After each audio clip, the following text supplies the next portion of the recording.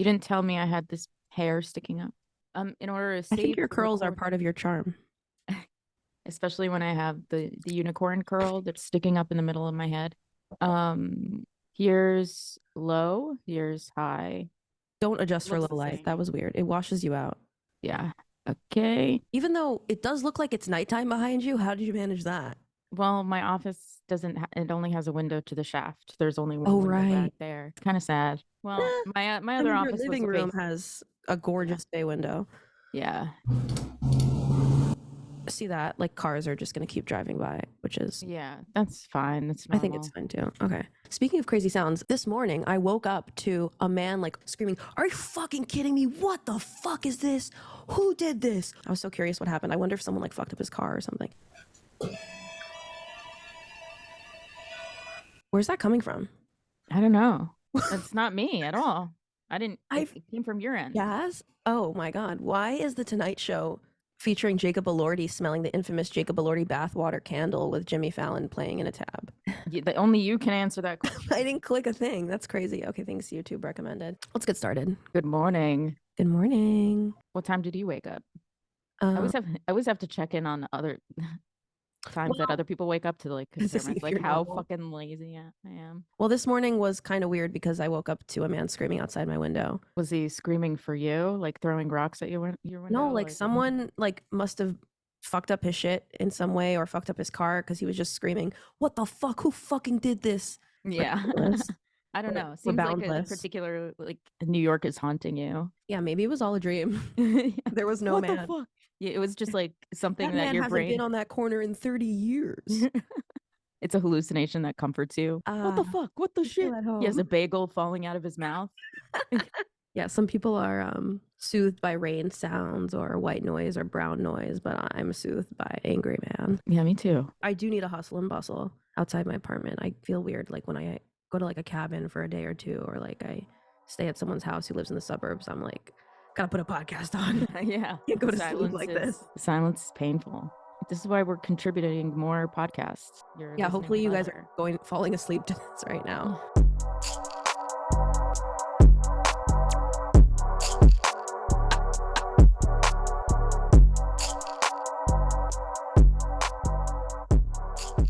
Welcome back to CargoCult. It's our first episode of 2024.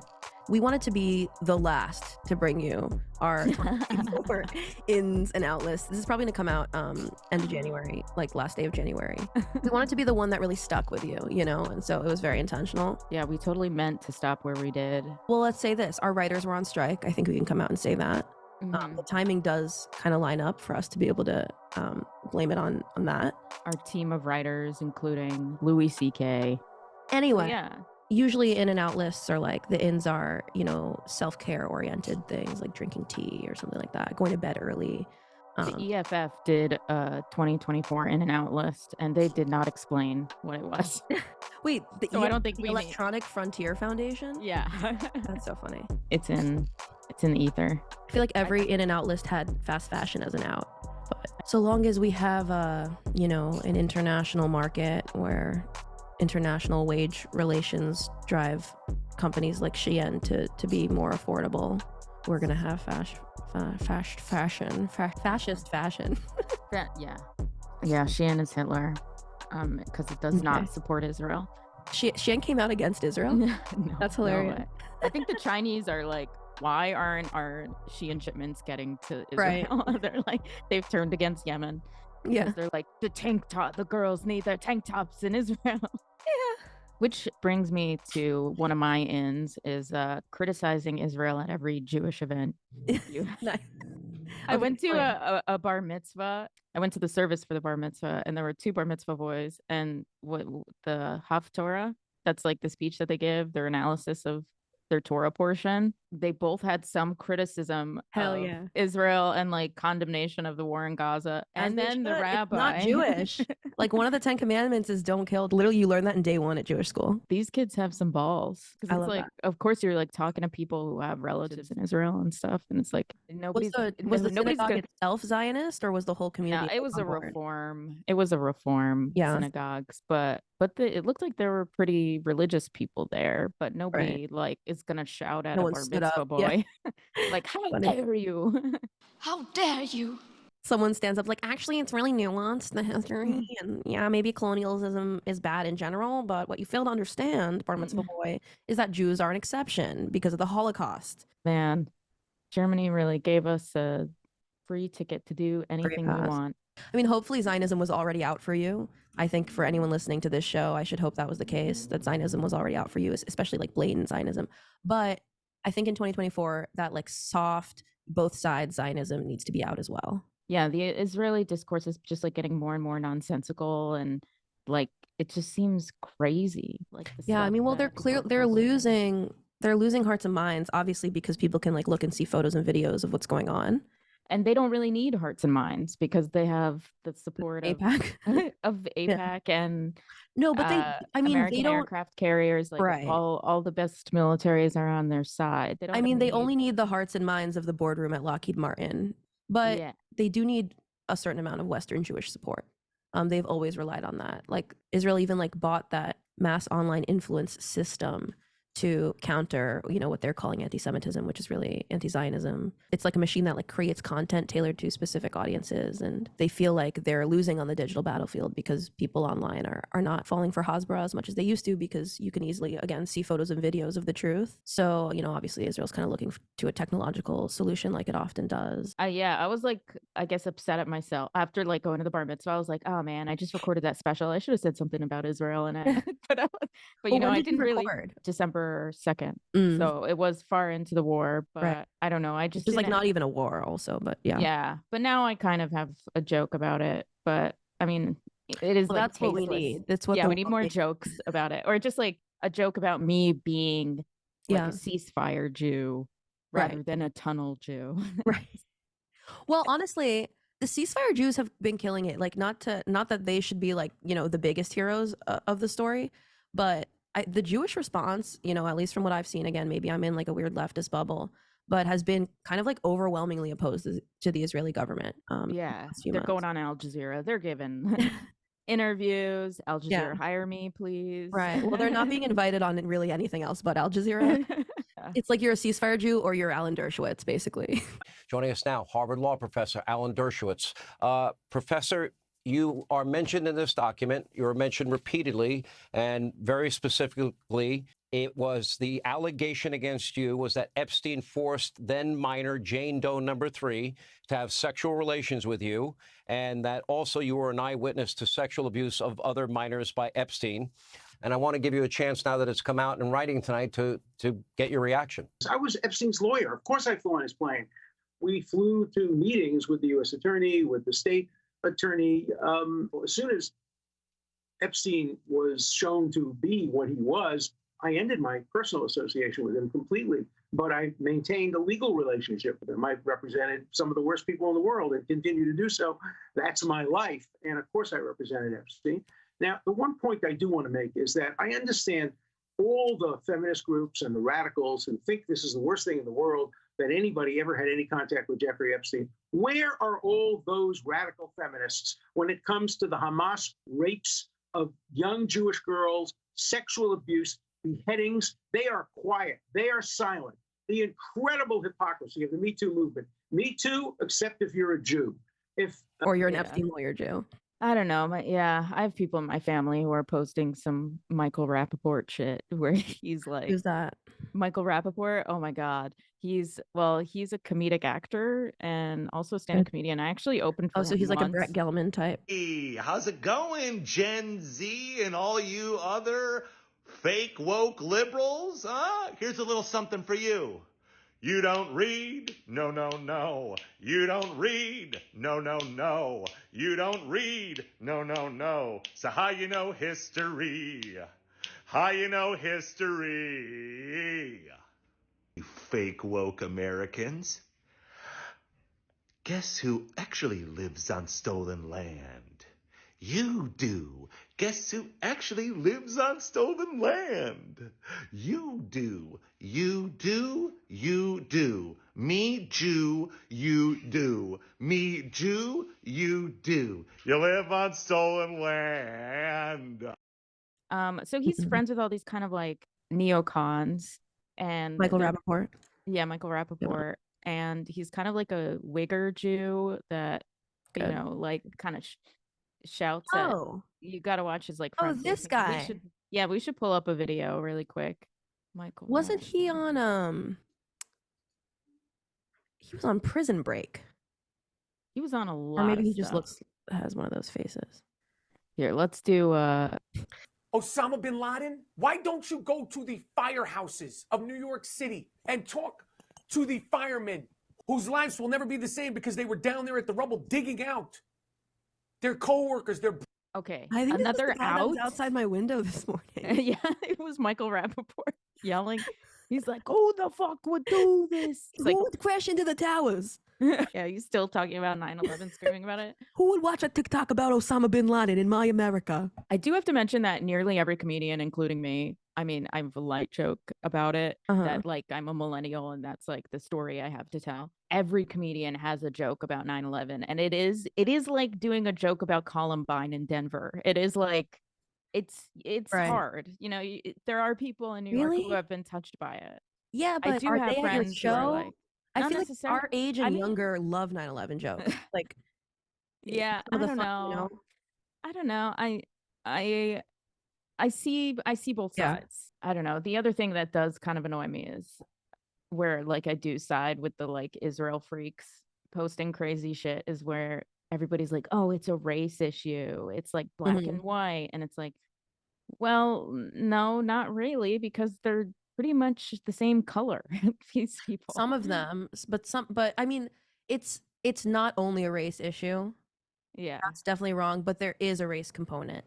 And you can't blame some of the Hamas, members who, their whole family died, they're orphans, and they joined this resistance group, whatever. Like, you kind of can't blame them for seeing it as a race issue because, one, they're 14, and, what are they supposed to sit down and get all academic about it and see every side? Like, they're fighting for survival. Number two, because you see in front of your eyes like all of these Europeans and New Yorkers coming and moving into your homes, and they do look different than you. Yeah.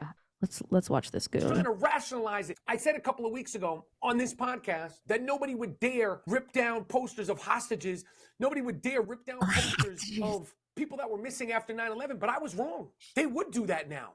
These sick, wacky, radical left freaks, these self-loathing, self-hating kooks who 4 years, who have been complaining about how they're identified by their pronouns, who have gotten participation trophies. Why does every like right-wing boomer have to bring all other issues? Like, it's just stream of consciousness. Yeah, it's like, yeah, what is like, he had to get the word woke in there. He had to talk about pronouns somehow. You're hurting your own argument, dude. Here, let's do. It doesn't mean that to me. From the river to the sea. If I say N-word this, N-word that, I said, well, it doesn't mean that to me. You think that's gonna stop me from me being canceled or from anybody else getting their ass kicked or being canceled?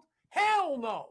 The last 5 weeks are like, well, from the river to the sea, Palestine will be free. It doesn't mean that to me. It means that to us. It means that to the people of Israel. It means to Jewish people and the people of Israel, from the river to the sea, Palestine will be free. It means that you want to extinguish Israel. You want to come up with a new chant that's not as offensive? Come up with a new chant, a new slogan. Come up with a new... Okay. Sometimes when people are chanting from there's like videos of Israelis going up to them and being like, okay, from the river to the sea, which river? And protesters are like, I'm like, oh no, come on.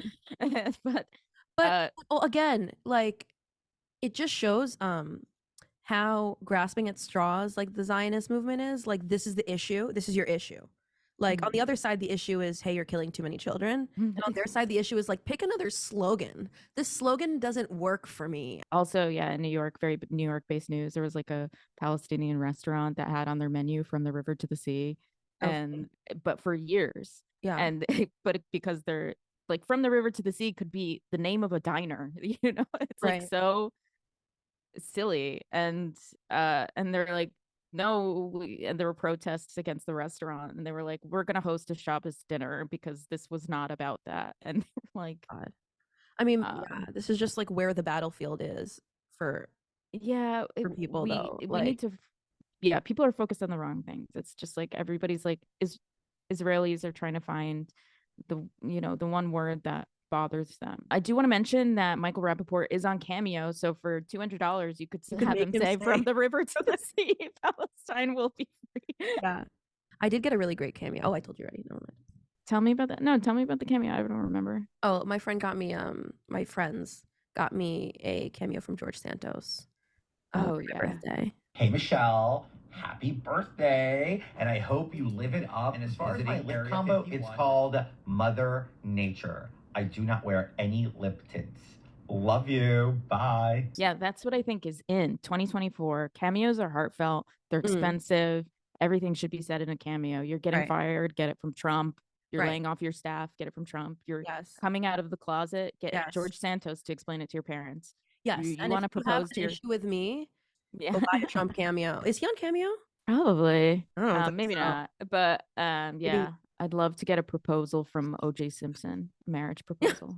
Go. So that's an in 2024 cameos. Okay. One of my ins for this year is news shows bringing on psychics as experts. And let me unpack why. You may have seen that Fox News did this recently.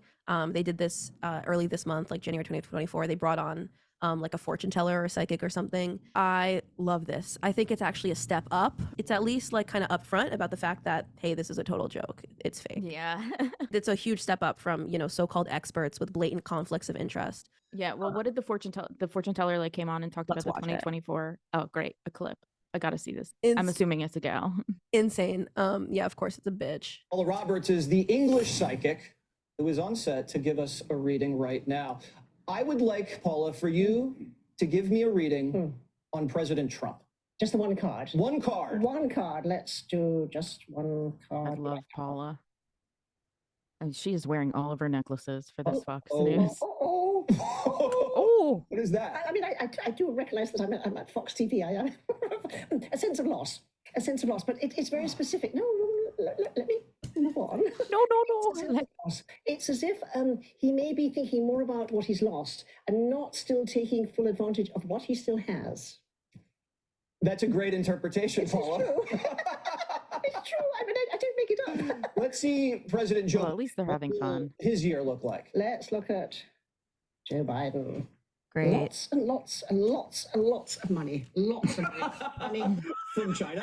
Great. You are cheeky. Oh, look, on this card it shows Hunter Biden. Lots of money. A lot of money. Is very interesting. I mean, above. Okay. So whatever great. is his normal, it's way above. That's what when I say lots. Because everybody loves speculating about 2024. I go, yeah, every day I talk to Andrews, I'm like, what do you think is going to happen? At this point, it's like whatever the mainstream media predicts, you know, it's going to be not that. Yeah. Especially with regard to Trump. But this, again, it's a step up. It's a step up. I would rather fucking have Paula predictions than, you know, military officials, current or former board members or advisors to the military industry, or even members of Congress whose campaigns take money from the quote unquote defense industry on the news to give their expertise and analysis. I would literally rather have Paula. I mean, especially these days, you know, you talk about experts going on news who take money from the Israel lobby. And then they come on and they give their expert analysis. So this is for sure in for me. I think a fortune teller is a step up. I'd rather hear her predictions than hear Tom Cotton, you know, go on Fox News and say, quote, as far as I'm concerned, Israel can bounce the rubble in Gaza.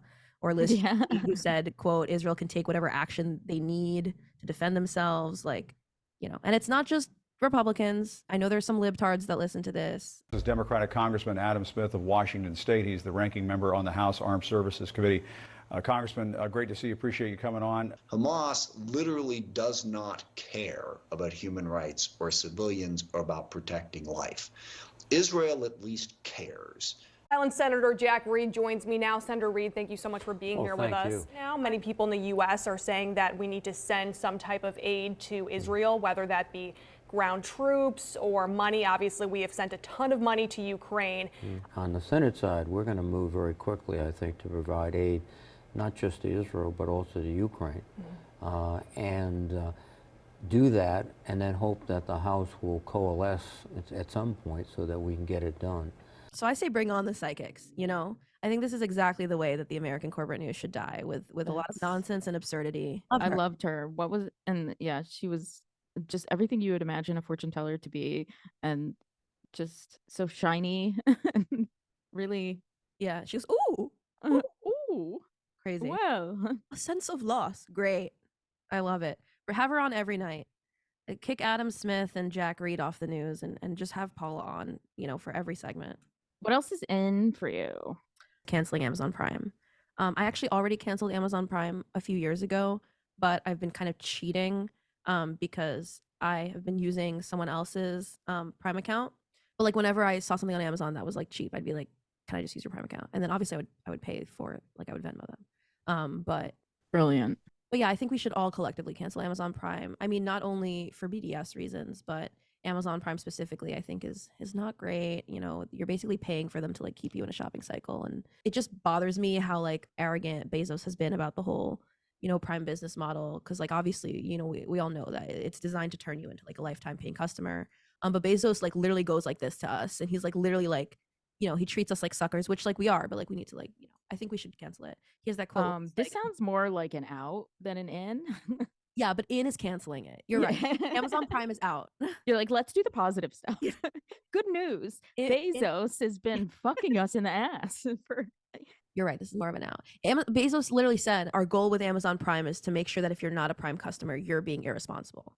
And he's definitely created that. And it's hard because sometimes I will go to Whole Foods and then you see the little sticker with the sale price and they make the price if you're an Amazon customer the big price. So you look at it like, oh, this is, I don't know, whatever, $5, but then you actually pay $6 unless you have Prime. So he is making it inconvenient, but I don't know.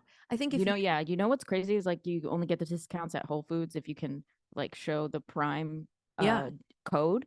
And I have never been in a Whole Foods where my phone worked to show the code. Interesting. So I wonder if there's some fuckery there. Cashiers are like, sorry, I can't do anything unless you show me the fucking generated code. And I'm like, but I have it. You gotta preload the code before you get into the store.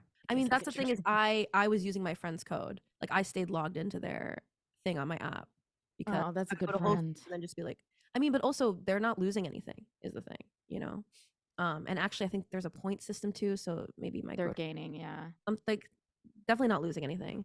Oh yeah, and I also did get an email from Amazon Prime. They're switching to ad supported on their streaming. So even though you're paying for it, you're getting ads. Yeah, and it's like, fuck you. You don't need to be selling me something. I'm already on my laptop, watching this show, watching Lord of the Rings, shopping. I'm already shopping. Like, stop trying to sell me stuff. Yeah. Isn't that funny? Give me I don't like ads. I'm already shopping. Yeah. I'm trying to get to your website to give you more of my money. Stop creating these roadblocks with ads. I don't know. I think I'm a bad leftist though, because I definitely still, because if something's just so much cheaper, it's like, I'm sorry. Like, I want the cheaper option. No, I think that is not. But I know it's not the principled choice. Don't be like me. I'm not trying to influence you to be like me. I'm just being honest. Like sometimes I don't want to pay $300 for something when I could pay $50 for it. Sorry. Well, I think as a good leftist, you realize that consumer choices won't change the system. Yes and no. Like I think if there was like during the boycott Amazon movement, when those workers were telling us to boycott, I didn't touch Amazon because I think that those individual choices can create like a political. But it's just way too ubiquitous. Like everybody has an account. Everybody like the boycott of Amazon is now. No, I mean like we need to bomb Amazon. Frankly, you need to like murder Jeff Bezos individually. That will create like parody. Of course. Long story short, Amazon Prime is out. For me specifically, I'm not preaching. Obviously, we're all poor, and you can't, make perfectly moral choices all the time. I'm not telling you what to do. I'm just saying, for me, it's out this year. This is a person. Yeah, use Alibaba.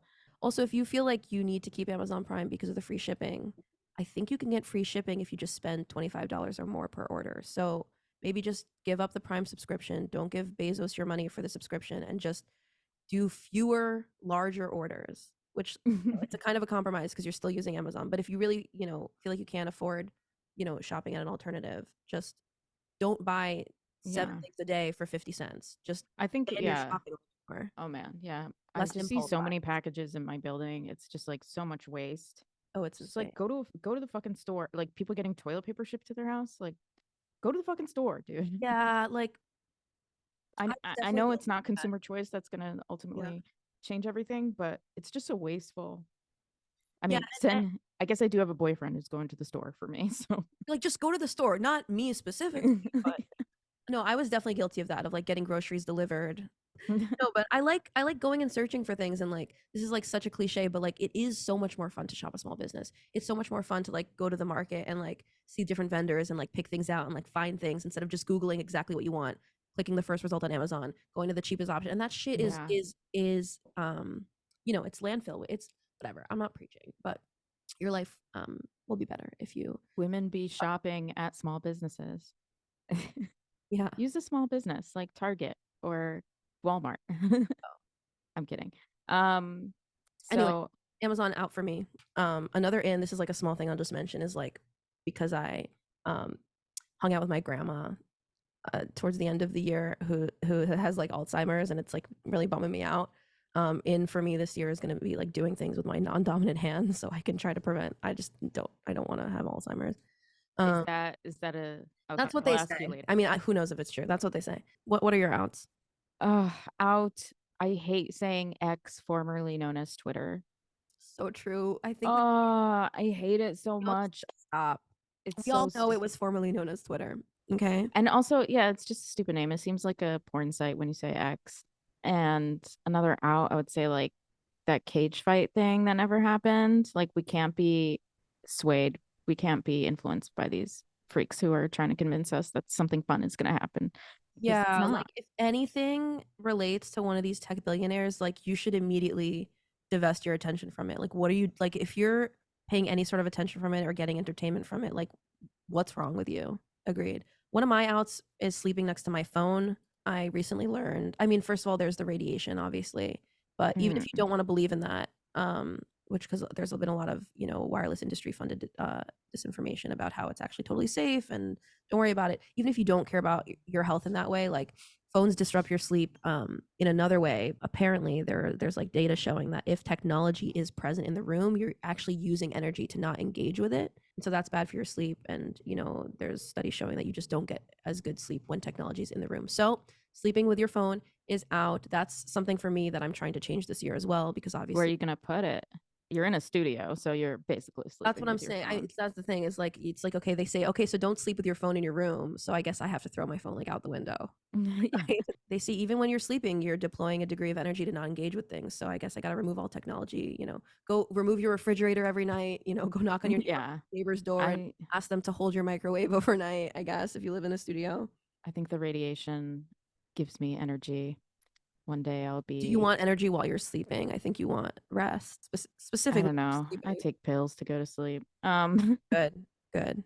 I guess, yeah, we already talked about Israel, but another out is the use of automated systems to surveil a population. I do think it's just like a major turning point in war and intelligence systems. Like we should remember that Israel is exporting a lot of technology that it's been using to surveil the Gazan population and the population in the West Bank. So like Pegasus by the NSO group that gets, it's like malware that allows you to record things on phones remotely.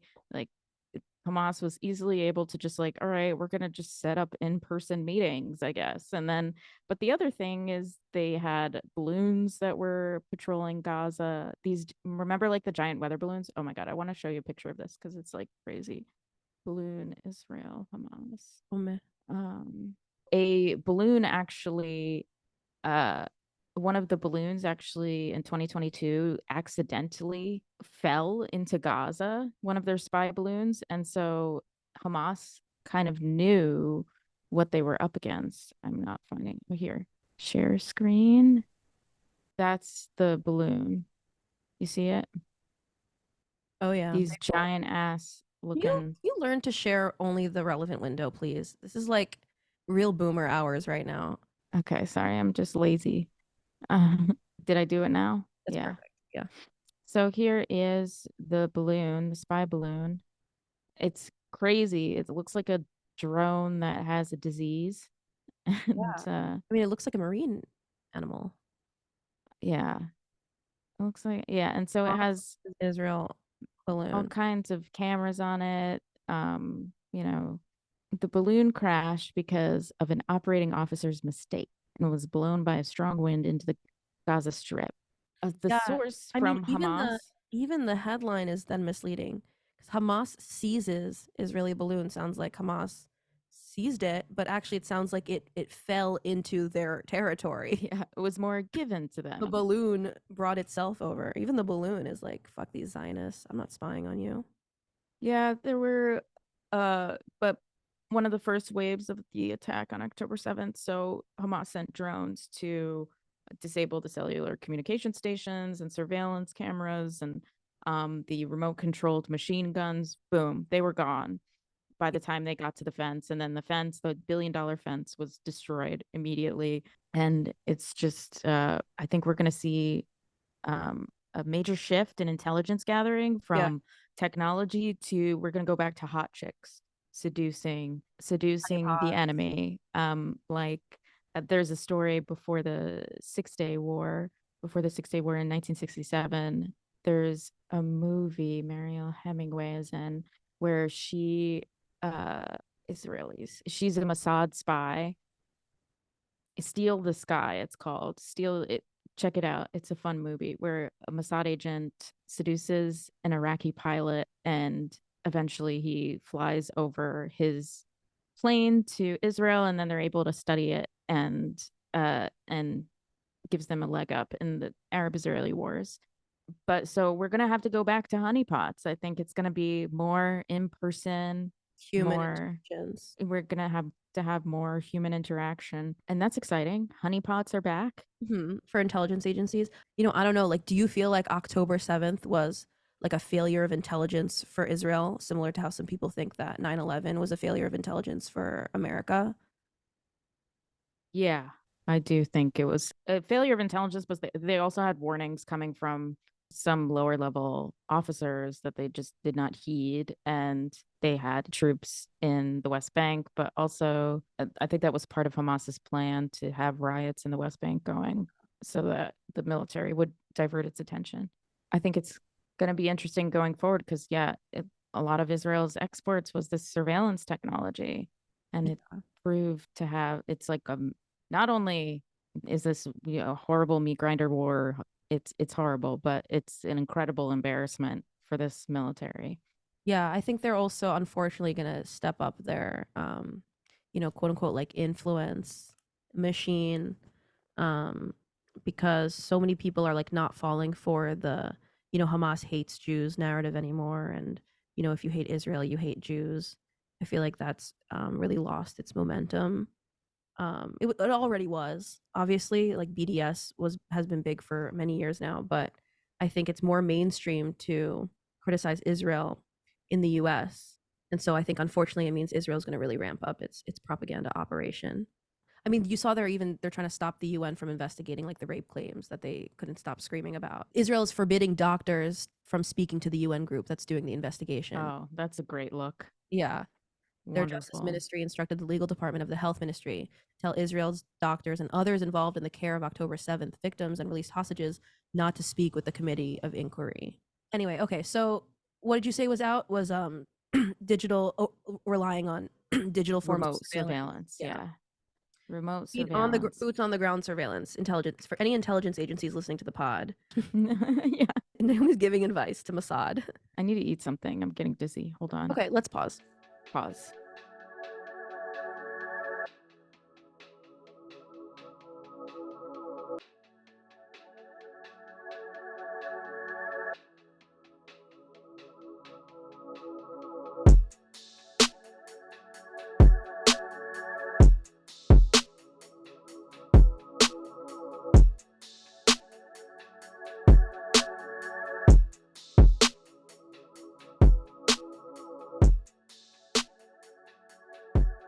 I don't know where that recording went.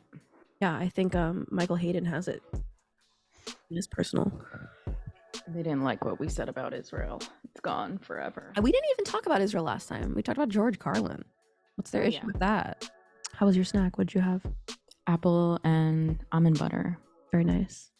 Oh, I did. So the show I have tonight, I just joined, and there's it's a room that seats 100, and there are 9 tickets sold. Okay.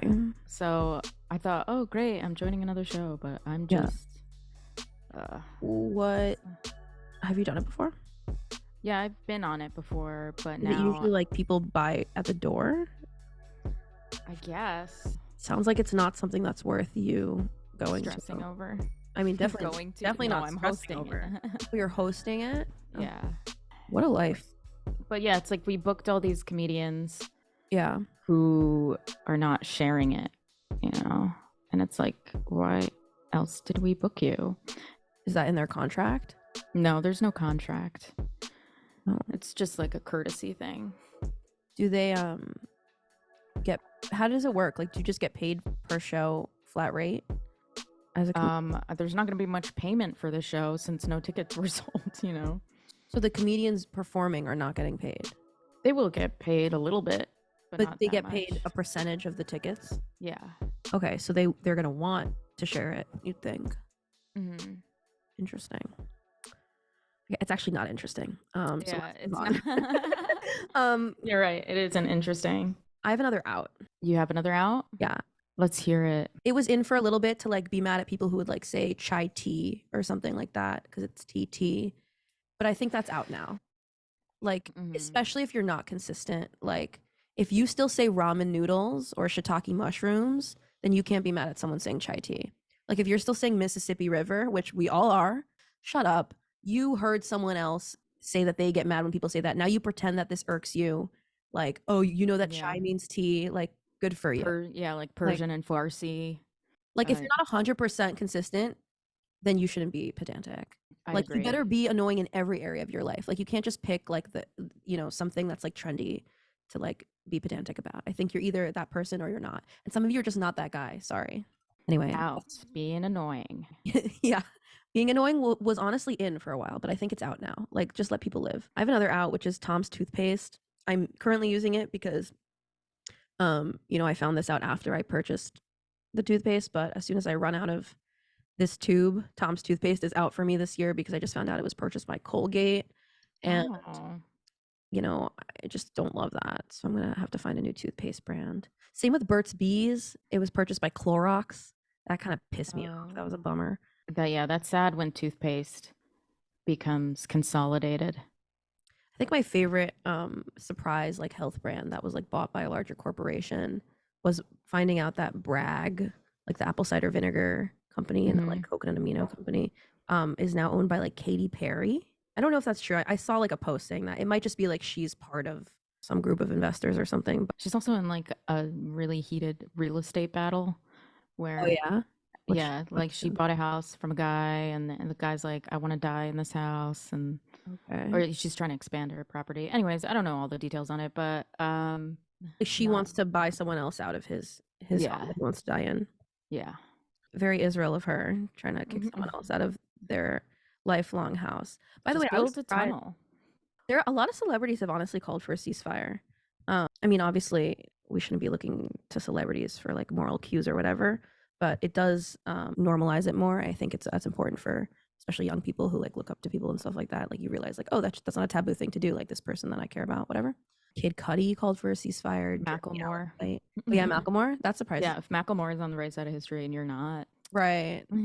Macklemore. Damn, I haven't heard that name in forever. Macklemore. Oh yeah, actually, he was at like when I was in the 5th grade. He was on and like in the Answer fine. Coalition or Breakthrough News was like, so Breakthrough News was like covering it, and this like my ex-boyfriend rally. friends. Yeah, well, he comes in on this story.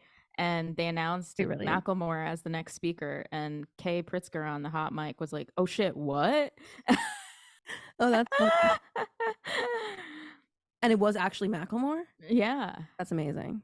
Okay, good for him. I didn't realize he was such a ally. Okay, sorry, sorry I judged you, Macklemore. That's on me. I saw Jeremy Strong, obviously, like that makes sense. But I saw Jeremy Allen White, which I thought was cool, called for a ceasefire. Bella Hadid, obviously, Boots Riley, obviously, but then there were also some like more mainstream ones like Florence Pugh, Frank Ocean. It's not, and ceasefire is like a small thing to ask for. No, like totally. It's like it's the bar is in hell. Like the bar is in China. I don't know. Drake added his name to that list. Like that's kind of a big deal. I feel like he's such an international. I mean, again, the bar is really low. Like anyway, do you have any more ins or outs? Crypto hype. I think we have Sam Bankman unlikely to be freed. He was convicted and he's definitely out. He's definitely out. he's facing 110 years in prison. Yeah. And also soon after he was Sam Bankman Fried, you know, the nerdy kid, and looks exactly like Bernie Madoff. Somebody like tweeted a side-by-side image. He just looks like a Bernie Madoff in gym shorts and younger. Kind of a cross between Bernie Madoff and young Bernie Sanders. Yeah, you could say that. Like, you know, the classic Bernie Sanders pic of him getting arrested, the black and white pic? Yeah. That gives me SBF vibe. Yeah. And I think SBF being out also means like effective altruism. SPF a lot of people SPF. Well, that's a whole other You all know what I conversation. think about that. Continue. And then the CEO of Binance stepped down also for committing fraud and money laundering. I mean, he should have already been in jail for naming a company that. Yeah. He Speaking of people that should be in jail, he stole too much money from rich people, and that was the problem. Right. But rich people we don't like that much. So like he took money from the Clintons, Kissinger. Yeah, a lot of regular people lost money too. A lot of retail. But the reason he's going to prison is because he took money from rich people. You got Well, business as usual. It is big companies making retail investors lose money. So you definitely don't go to jail for that. Yeah. And then you have another Speaking of out. going to jail. Yeah. Oh, well, speaking of going to jail, I have another out. Out is Dick Cheney's life. He needs to die. It's time. This is going to come out on his 83rd birthday, either 82nd or 83rd birthday. He needs to die. It's time. There's no reason he should still be alive. He needs to die, or at the very least get tried for war crimes. Yes, I know all wars are crimes, but even within the U.S. criminal justice system, as fucked up as it is, what Dick Cheney did was illegal. Like running an assassination group with a kill list out of the VP's office. Like, it's illegal under federal law. There's no statute of limitations. Put him in prison. The most powerful vice president. Yeah. Ever. Also out is powerful vice president. Yes. I don't think we'll see that again. So true. After Kamala Harris is just like blah, God, blah, what a blah. nothing. I think it's very important, as you have heard from so many incredible leaders, for us at every moment in time, and certainly this one, to see the moment in time in which we exist and are present, and to be able to contextualize it, to understand where we exist in the history and in the moment as it relates not only to the past, but the future. I mean, she and Joe Biden are literally having a mid-off at the White House. Like, she has a gaffe, and then the next day he has a gaffe that tops it, and then she, says some nonsensical sentence. The next day he says a sentence that breaks all boundaries of what we thought nonsense could be. Like, why can't you string together a sentence, girl? She doesn't. I mean, it's moving. It's got all like her- she says things so vague they could be applied to anything. When we talk about the children of the community, they are the children of the community. The significance of the passage of time, right? The significance of the passage of time. So when you think about it, there is great significance to the passage of time. Anyway, just like Kamala Harris put all those people in jail, I think Dick Cheney should be in jail. She was a Obviously, it's not going to happen. Like, she was a prostitute. What? Prosecutor. Oh, yes, she was a prosecutor. She's a prostitute for corporate power. Yeah, I said it. Anyway, obviously, Dick Cheney going to prison is not going to happen. Like, he's probably going to die of old age without having to pay for anything that he did, just like Henry Kissinger did. Henry Kissinger died, of old age instead of by firing squad or by guillotine, which is unfortunate. What do you feel like the worst way to die is? Probably like of the cold, since I'm so cold right now. Freezing to death. Freezing to death to me has nothing on drowning. I guess torture is the obvious answer because torture could mean a number of tactics or forms of pain. Yeah, anything medieval where they're like tearing your body apart. Yeah. Or like, I don't know. I think I kind of might still have to go with drowning for me personally. Drowning seems quick. It's like suffocating is all quick. Yeah, you're right. You're right. Anyway, Henry Kissinger didn't get any of that. He got celebrated with a 100th birthday party in New York City, like shortly before his death. Like, he kind of went out with a bang. Did not have to pay for a thing. I think also what's out is AI hype. Yeah. So have you heard of Dean Phillips, the guy who's running against Biden in the Democratic primaries? Tell me. He said, "I will be the first AI president in American history." And he's a Minnesota congressman. Yeah, well, he says he's going to be like aware of I can play the preservation. We have a disease, that's focused on self-preservation. We have a crisis of... Can you make it louder? I'm so grateful to all of you. I will be the first AI president in American history. Andrew just said it. Men in their 80s, frankly, even good men, good women, are not in a position to anticipate and prepare us for the future. We had 100 years to prepare for. Is Andrew Yang his VP? Why is he there? Yang has endorsed him and introduced him. AI, my friends, we don't have 100 years. We have months, if not just a couple of years at the most. I anticipated, I'm prepared for it, and I will be our first AI president. And how do we start? You start by doing what you do in America, bringing together the best and brightest from all around the country. I mean, he's talking about the risks that are associated with AI. He wasn't like, I'm fully embracing AI. He was like, I'm going to stop AI from taking all our jobs and from killing us and stuff like that. But all that stuff is... So he's saying he's going to be the only candidate to just know about the issue. Yeah, he knows what AI is. Yeah. Sounds like this nobody just trying to make headlines, and he did. When you vow to be the first AI president, suddenly everyone's going to... Yeah, he does have some merch, which is brilliant. It's like Dean Who is like he's selling to that's pretty good. Self-aware. I like that. I love that. But so he's in league with Sam Altman then. I don't know what his relationship with Sam Altman is, and also so all the kind of hype that surrounded Sam Altman's firing when he's Sam Altman. We talked about him in our OpenAI chat GPT episode, but he's the CEO of OpenAI and the father.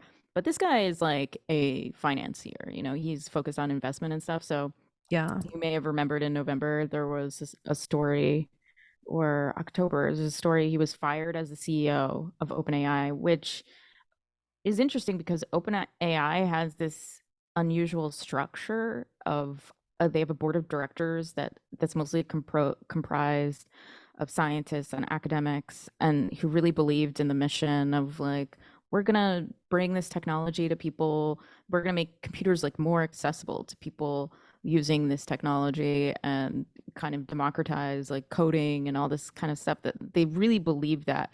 And so Sam Altman, being the slippery dude he was always making these backdoor deals, and they were like, we can't deal with him. And so they fired him, and there was so much speculation, there were so many theories running around. They were like, okay, AGI is here, like the singularity is here, finally artificial intelligence that could be capable of being smarter than humans is here, and it's too dangerous, and they don't want Sam Altman touching it. But that's clearly wasn't what it was. It was just like he was steering the for-profit side of OpenAI in a direction that the scientists and academics didn't like. And and I mean, it's interesting, those guys who were on the board, they were the OG OpenAI people who really did have this wide-eyed vision of OpenAI. They turned down money to work at bigger companies and really believed in the mission. They had like a messianic view of it. And when Microsoft was trying to partner up with OpenAI, they were like, who are all these freaks? Like, why are they so obsessed with helping people? And they're like, we'll just tolerate this. But when they fired Sam Altman, who Microsoft was really developed a relationship with, and they started to invest in the company in 2019, they had like a 50% stake in the for-profit side of OpenAI. So Microsoft pressured OpenAI to take back Sam Altman. And then Sam Altman remained the CEO, and it was like, and then another story came out that he's been courting the Gulf billionaires, like billionaires from Saudi Arabia and UAE, to start making chips that would be focused on AI computing. And so I think, people are realizing the cost of AI a little bit. Like, they're like, all these machines are like working overtime to. And the cost is just so large to have these large language models computing and writing these high schoolers' essays. So their costs began to skyrocket, and Sam Altman was like more focused on appeasing the shareholders, right, and tried to make more profit-focused decisions. And then so the idealists were out at OpenAI. Yeah. It's what Microsoft, when Sam Altman was like the classic struggle between reshaping the world in the long term, which is evil in its own way, or short term, shareholder profits, which is also evil just in another way in this context. Yeah. And when Sam Altman was fired, he tweeted, "I love you all. Today was a weird experience in many ways, but one unexpected is that it's been sort of like reading your own eulogy while you're still alive. The outpouring of love is awesome. One takeaway, go tell your friends how great you think they are. Oh, really? He went that way? Yeah. So there is so much focus about releasing like safe AI, which is really interesting that I kind of got into. Like before they brought out GPT-4, they were too worried that it wouldn't be PG. So like they hired a whole team to make these meta requests. So like when you put in a prompt into GPT-4, there's all these secret prompts that are going in as well as guardrails. Yeah, that the onion doesn't see exactly. So they had just a whole team like trying to figure out how they could stop the GPT-4 from like grooming a child into having sex with an older person. So they just had a whole team of people like, how do you have sex if you're 12? Like asking the bot like pretending to be all the these kid. creepy ass things. They just should have hired a bunch of sex offenders to figure I mean, this shit out. it's so tough because it's like to have the tech company itself start coming in and deciding what's right and what's wrong could be seen as a slippery slope because again, it's just the tech company deciding for all of us. Like part of life is that these things are subjective, and my parent may say it's okay for me to watch Cartoon Network and your parent may say no, and so that's just part of life. We're going to have slightly different upbringings, but when we're all parented by these like 3 or 4 tech companies in a few years, it's like I don't know how great that's going to be for society. We're all going to be so easily groomed. And then towards what end? Because who are these people? What are their agendas? At least with your parents, you know, they can make mistakes and they could be misinformed, but at least in theory, most of the time, obviously some parents are fucked up, but most of the time the parents have the ultimate goal of raising you to be a good person, you know, of caring about your health and safety or whatever. But you can't say the same for these, you know, unelected board members of these technology corporations all the time. Yeah, it's definitely, there are liberal values that are baked into these capitalist values and anti-communist values.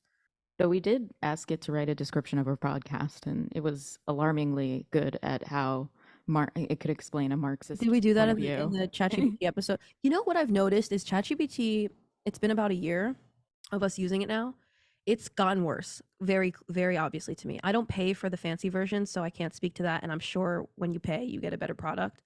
But the free version has definitely gotten worse. There was a board member who wrote an article about how how OpenAI needs government intervention, and all these chatbots need guardrails that are out externally placed. And Sam Altman really had a problem with that and tried to have her removed from the board. So it was all this kind of weird infighting that was going on. He tries to sound like a wide-eyed idealist. He tries to sound like one of the original board members, but he's just a salesman. He's just like, I'm trying to get you to buy this thing. He's like selling you a vacuum That's cleaner. his job. Yeah. I think what's interesting is like the whole like clan of AI scientists who really have an optimistic view of it and really believe that it's technology that can make computers more accessible to people and, you know, like democratize coding and stuff.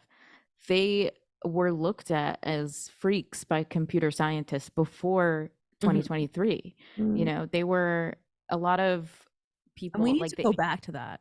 Yeah, like the AI community, they rebranded as deep learning because AI got such a bad name by computer science. Like computer scientists thought AI was astrology.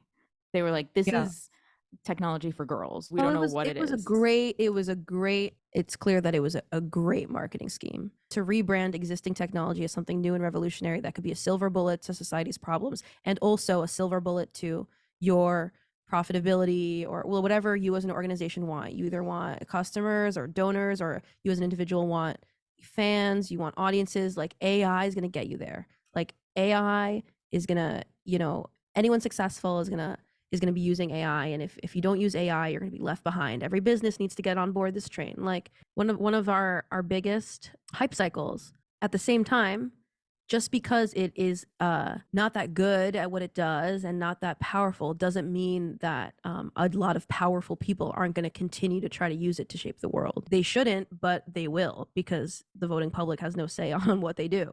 So when you have these giant corporations like making more decisions based on AI, like we can laugh about how it's dumb or maybe it's inefficient or whatever. Please don't look at my hair. Don't look at my hair. That's great.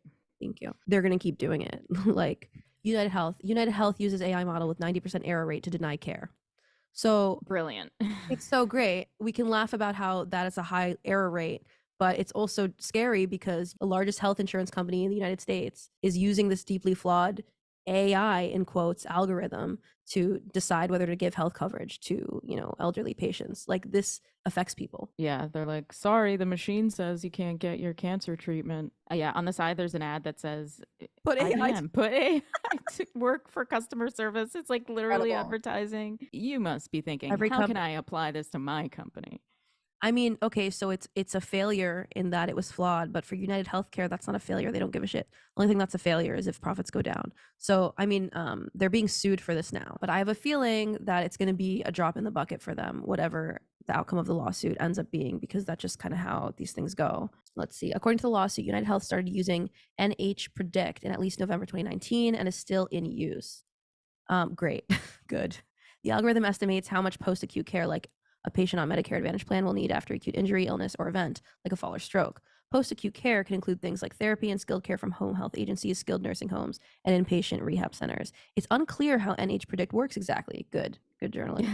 But it reportedly It's proprietary software. Sorry. Well, yeah, exactly. And the only people that know are the people that have a vested interest in that information not getting out if they work at United. But it reportedly estimates post-acute care by pulling information from a database containing medical cases from 6 million patients. I think. But anyway, we get it. This is an issue. We get it. Let's talk about. So you have another out, you said? Yes. One of my outs this year is doing at-home DNA tests. What are you afraid of? I've never done one, but I won't. But I think it needs to be out for everyone. This one is a preaching one. You guys need to stop. What if you're sleeping with your third cousin? Dumb. Well, then you don't need a DNA test to tell you anything. So, I mean, we all know about these like at-home DNA test kits at this point, like 23andMe or Ancestry. You can trace your heritage and piece together your family tree. Basically, you spit into a test tube and mail it off. Did you do it? Or no, but somebody in my family did it, which revealed a lot of stuff. Should I tell the story right now? Yeah, I wish you didn't ask that question. Straight into it. It's really unnatural. Wait, is it my time right now? Should I tell the story? And go. Wait and go. Well, did I tell you? I think you know. Well, my brother took a DNA test, and basically all of my mom's side of the family didn't show up on the results. So all these people I thought were cousins are not my cousins. Like, what happened was that my grandmother had cheated on my grandfather, and she just kept it quiet forever. When we finally alive, she's dead, and my grandfather, who I thought was my grandfather, is dead, and also my biological grandfather is dead. Everybody's dead. So nobody. Nobody can explain themselves. Like, obviously she knew she cheated, but I wonder if she knew that was. She knew 100%. She knew 100% because my mom looked different than my sister, than her sister, and they looked really different. And my grandma would call. We found out from the other family that my grandmother would call them and ask for. They were like, I think Karen's Marty's son, and you need to connect me with Calvin Klein. She had this obsession, he had some random connection to Calvin Klein, and she was trying to use it, and she was kind of nuts. But it was crazy to me that she kept that a secret for 55 years. Why would you not on your deathbed just be like, you have nothing to lose, be like, by the way, I hope he's not your dad. It was probably so shameful for her, Yeah, I get being a woman in the 50s, I'm just gonna hush up and say that this kid is this guy's. But after a while, you gotta be like, and she was all with all of her mental faculties together. Yeah. Damn, so she could have done a deathbed. Yeah, she could have done a deathbed confession, but she totally was just never mind. So are you close with your I don't know, cousins and stuff? Yeah, I still, those were the bar mitzvahs I went to. Do I send money for this bar mitzvah boy? I don't know. See, actually, now I'm thinking these DNA tests might be back in, because that's that's actually. I mean, it did kind of give me a case great. I have a good joke on my special about it, and just telling the story is so fun. My mom was really shocked and really torn up about it, but then we found out that her biological grandfather was Jewish, and everybody was like, oh, whatever. What's the difference? Oh, he's Jewish. Thank God. Could have been anyone during the Eisenhower administration, but they were like, oh my God, thank God he's bar mitzvahed. Oh my God. I can't believe. Yeah. I Weird. think. So did that guy have any other kids? The real grandfather? Yeah. The biological grandfather had a lot of kids. And he had so he had 2 kids out of wedlock, my mom and another woman. So the family had already kind of been through it with another. So they were just like kind of cool about it. They were like, we know our dad was sleeping around. He was kind of a like, whore. So she was skeptical of DNA tests. She knew. She was like, don't give it to the government. She Don't didn't give want your to be information to the exposed. government. Now Was you she gotta like wonder. was she political? Yeah, she was. I mean, she would like. She got arrested once for calling a cop a fascist in like a supermarket parking lot. So yeah, was she the was cop a doing? fun one. Well, she left a note on it. She like tapped another car and then left a note and went in to go do her food shopping. And the cop was like, "You left the scene of a crime." Yeah, That's like everyone leaves a note. That's normal. that is normal. But what else should we be afraid of when it comes to DNA testing? So Wasn't there like a massive leak?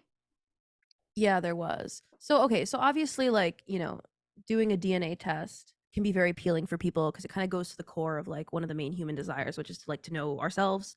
We want to know our family trees, but we also want to know ourselves. Like these companies like do a lot of marketing around like, do you want to find out if you're likely to hate the sound of chewing or 5% more likely to hate the taste of cilantro or something like that? Which, by the way, grow up. Grow the fuck up. Like, I also think the whole thinking that it's soap thing is fake. Like, people are lying for attention. You don't have to pretend it tastes like something else. Just say you don't like cilantro. Just admit that you're a baby that eats chicken nuggets and macaroni and cheese every day. Anyway, so people will actually pay money to hand over their personal data so that they can find out if they have a higher chance of hating cilantro or who their grandpa was or whatever. And obviously, or cancer. Yeah, but if you want a fucking clinical genetic test to find out if a condition runs in your family or to get a diagnosis, like, cool, go have a doctor order a clinical genetic test for you.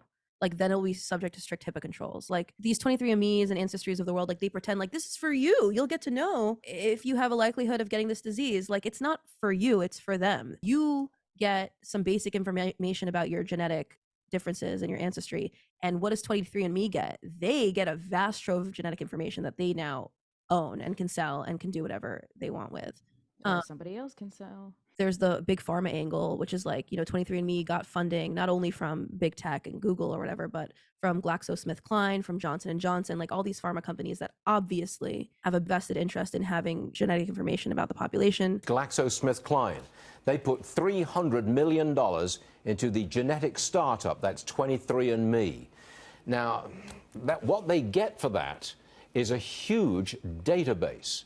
This could be useful information for you to have.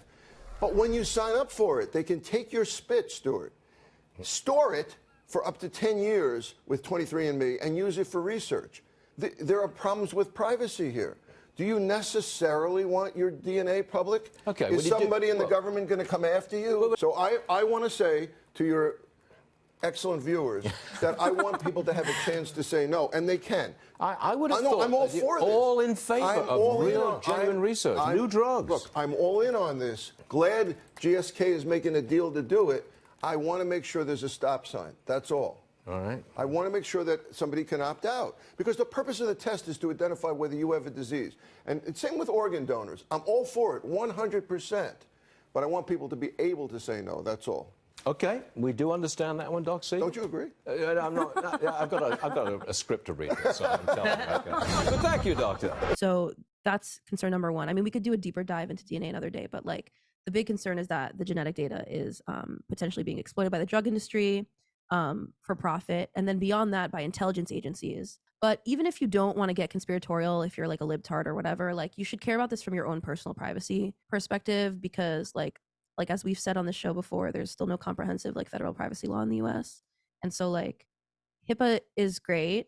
And there's the Genetic Information Discrimination Act, which is fine, but that only keeps your genetic information off limits to like certain types of insurers and employers.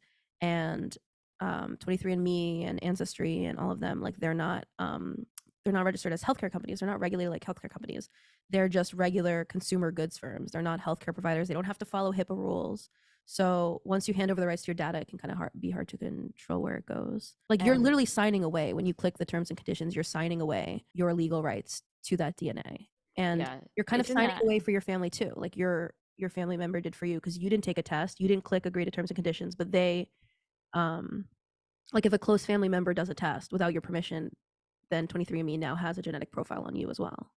Yeah, and police departments have used it, but they did find or the Golden State Killer. Oh yeah, is that their success story? Yeah. So if you are a serial killer, yes, do an at-home DNA test. Okay. It's so funny. He was just like, I want to know what % Irish I am, and it's like the FBI shows up at his door the next day when he gets his result back, and he's like, I'm a little German, and then they're like, knock, knock, knock, and you're 100% in jail.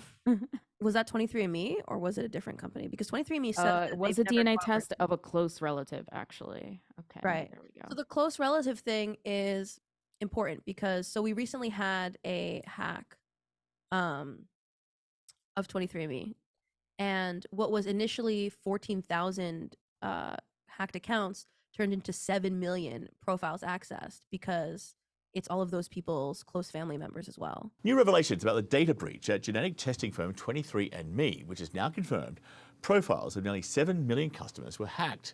If you look since this initial breach was disclosed back in October, just a couple months ago, it's grown to about half of the user base now of 23andMe. So the information around ethnicity, around potential predisposition towards certain health conditions, towards DNA information, all that information is there.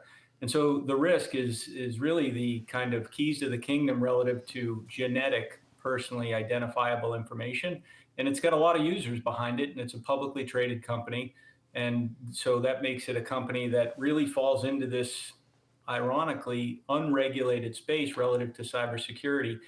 Apparently, part of the hack was that they only took information from Ashkenazi Jews and 100,000 people of Chinese descent. So it was like, are the hackers like super nationalist? As someone who has used 23andMe, this is a terrifying story. And if you are of Ashkenazi Jewish descent or Chinese descent, this should be particularly terrifying as well. Wired is reporting that 23andMe user data was stolen in a targeted attack. You know, I'm saying this is out, but Trina's left the station a little bit. Like, people have already been doing this dumb shit for years. And including like one of my aunts did it. And I remember that really annoyed me because it's like, you should get consent from your whole family before doing something like that. There is like a potential, like really nefarious use case where it's like people are like identifying all the Jews biologically. It doesn't even have to, they don't have to go to a synagogue anymore. Or is it just like, one? Think about from the perspective of an intelligence agency or a national security, whatever, defense, agency or something like that, where you could create like a targeted bioweapon with this genetic information. And obviously like the like adult American brain can only understand that in terms of a foreign power doing that. Like, what if Russia hacked into this information, or like China hacked into this information? And if that's what you have to do to realize, the power that this kind of data can hold, like, I guess do that. And then also in 2020, Blackstone acquired Ancestry.com for $4.7 billion. And there was a headline about a man named Dennis Blackstone who met his older sister and two half-sisters because of one of these consumer DNA tests. What you need to know about Dennis Blackstone is that family is his constant. It started at birth with his twin brother, Doug. Both were adopted at 3 years old and grew up knowing they had a biological sister. Dennis would finally meet her 70 years later. It was modern technology that made this all possible. A DNA kit from 23andMe led Dennis to Connie's number. So I just found that by accident when I was looking for the Blackstone. Who are these people? I just think it's funny that his name is Blackstone and Blackstone bought Ancestry.com. But it's just like, on the other side of things, it has the potential to be very heartwarming, where it's like, oh, like a family reunited. Like, this is what Ancestry and 23andMe wants you to think about when they think about their company, is Dennis Blackstone. And what they don't want you to be thinking about is Blackstone. In recent years, people all over the world seem fascinated to learn more about their family history. One of the companies helping people do that is Ancestry, a company now led by Deb Liu, a technology expert previously working at PayPal and Facebook. I had a chance to sit down with her to learn why it is that people are so interested about their ancestry. What's the market value of this company today? So we're actually privately owned by Blackstone, and the transaction was at about close to $5 billion a few years ago. It was public? It was public about 10 years ago, yes. Okay, now it's privately owned by Blackstone? That's correct. Okay, so presumably Blackstone, since I know that business reasonably well, they'll probably try to sell it at some point or take it public. Yeah, I mean, I think, like, you know, they're our owners, and I think, you know, our partnership with them is very, very close. I mean, Blackstone itself is like invested heavily in like diabetes devices and treatments for, like, you know, kidney disease or whatever. And it's like that should be a conflict of interest immediately, you know, and which is like also, you know, kind of a funny thing to say because Blackstone has its finger in so many pies, so they couldn't do anything without it being a conflict of interest. But isn't that the problem? Yeah. That we have these private equity giants that can just, you know, buy and sell companies for $4.7 billion at the drop of a hat. They kind of heralded it as an opportunity to bring to life their quote unquote vision for personalized preventive health, which again sounds really great. But, you know, you have these pharma companies holding this data, like, what are they suddenly going to do the opposite of what they've done for the last 7 decades and put human lives before profit? I don't think so. Or imagine an AI, United Healthcare AI claims denier bot is using your genetic information, like, oh, you had a predisposition, genetic predisposition to lupus, so now that we're going to call that a pre-existing condition. That could be something that could happen. If the test indicates that you have like a predisposition to a particular medical condition, then the insurance company can ask you about your knowledge of your own health. And if you lie to the insurance company, they're allowed to decline or rescind your application if they find out. And part of the way 23andMe and its competitors like sell this to you is they say like, oh, this is going to help your personal health, because if you know, are predisposed to having breast cancer or something, like, you should know that it's like an empowering thing. Like, you should know that about yourself. And it's like, don't fall for the 23andMe marketing, because like, it's not about you. They're not doing this to help you. You have to think about what all of that data in aggregate can do for a pharmaceutical company. Again, they say like, oh, it's good because now we know how to do research better, and we know what medicines to bring to market because we know which diseases people are going to have, and it's going to identify potential people to be in clinical trials for us. And this is all good because it's all in the name of research and development. But unfortunately, pharma companies are not benevolent organizations, and they are profit driven. And yes, in theory, having all of this genetic information to fuel science is good, but in practice, under capitalism, which is the reality of our situation right now, unfortunately, it's not what it's going to look like. Yeah, it's just going to be an AI bot being like, yeah, you should have got your tits cut off years ago. So go to Canada to buy your medicine. Well, there was that other guy who did that from Canada, right? Oh, Shkreli. He's Canadian? Was he Canadian? He just kind of looks Canadian. No offense. Just short. Oh, he's American. Of course he is. Sorry. That's crazy. Of course he is. I just thought maybe he was originally from Canada. Oh, no, he's from Brooklyn. Oh, he went to my school. He was my best friend growing up. He went to Baruch, Zicklin, and Hunter. I went to Baruch for about 1 week. 7 years in prison, paroled after 6 years and 5 months, $72 million in fines, released. He's like a podcast bro now, I think. He's like doing... I saw him being interviewed by, what's his name? Comedian. Shane Gillis. Oh, weird. Okay. Martin Shkreli x Shane Gillis collab. I don't know. That's a weird matchup. Yeah. No, dude. Why don't you try to fuck all these gay people out of their medicines? Basically, I just saw a short clip, but you nailed it. You know, let's say you are a big capitalist enjoyer and you think corporations are just, you know, out to help people and whatever, and intelligence agencies aren't. They're just there to protect national security, whatever. Let's say you think everything is great. There's the potential for hackers to get this information. So let's say you even think that, you know, the government and corporations are all good. You totally trust the government and the private sector. There's the potential for quote unquote bad actors to get to this information through hacks. Like, yeah, exactly. And be selling Ashkenazi and Chinese and Jewish, which by the way, is kind of, I don't feel targeted here. Yeah. As someone with Ashkenazi and Chinese descent. I was going to say, remember RFK had that weird quote where he said, COVID specifically targets Ashkenazi, or maybe it's the opposite. Maybe Ashkenazi, Jewish, and Chinese aren't likely to get COVID. He had some weird whatever. We've put hundreds of millions of dollars into ethnically targeted microbes. The Chinese have done the same thing. In fact, COVID-19, there's an argument that it is ethnically targeted. COVID-19 attacks certain races disproportionately. The races that are most immune to COVID-19 are because of the structure of the genetic structure, genetic differentials among different races. of the receptors, of the ACE2 receptor, COVID-19 is targeted to attack Caucasians and black people. The people who are most immune are Ashkenazi Jews and Chinese. And then this hacker went into Ancestry.com or went into 23andMe and specifically targeted the profiles of Ashkenazi Jewish and Chinese. It's just weird. So listen, if you're going to do 23andMe, at least you should do it armed with the information that it's in partnership with GlaxoSmithKline. Cool. I think we did it. We did an episode. We do it? Absolutely. Thanks for tuning in. We'll see you next time. Also, we're starting a YouTube channel, so go subscribe to that. We're going to do video versions of the podcast there. Our first, 100 subscribers are going to get a free DNA test kit or something. Yeah. Because we hate you. And we're going to find out who your cousins are. We're going to find out who your grandma fucked. And we're going to send that information to your health insurance company.